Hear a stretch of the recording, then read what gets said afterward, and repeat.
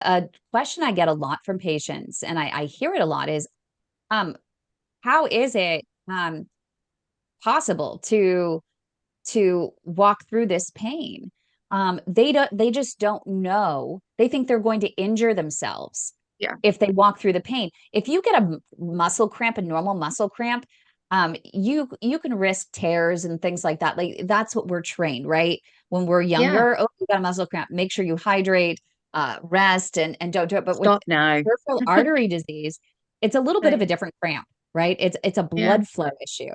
And so Yeah. when you know it's a blood flow issue and you can tell the difference, you got to push through. And I have people that tell me, oh my gosh, why did my doctor not tell me?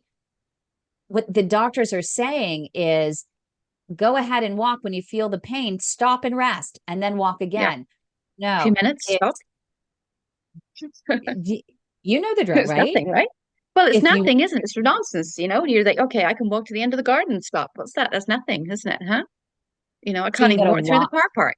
It's ridiculous. Yeah. So, exactly. yeah. But Not to the yeah. point where you're going to, you got to know the difference. And for each person, it's different. That's why it's tough. There's no real rule of thumb. I mean, I always say if the cramping gets to the point that you think you need to slow down, that's my indicator. Mhm. Then you stop because slowing down is not going to do any good. You just stop, rest, get back on the horse.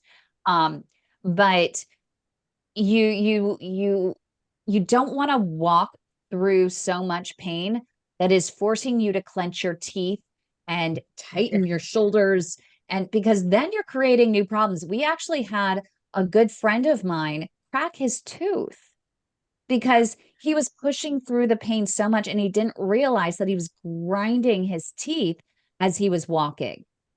Oh, and he was committed. He did a great job. He's actually avoided procedures for a couple of years, and it's been amazing to see him persevere.